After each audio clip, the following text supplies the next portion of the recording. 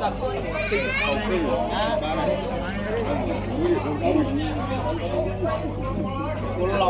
ไปกรู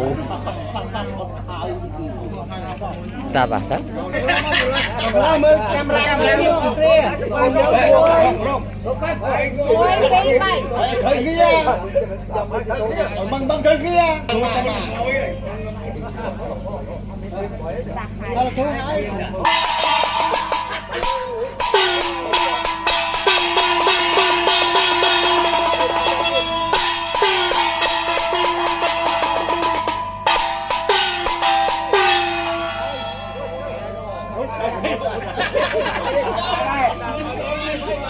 bọn váy mà bị chìa ta họ bỏ váy nó vai gì váy không lương đấy nó mà gọi chứ nó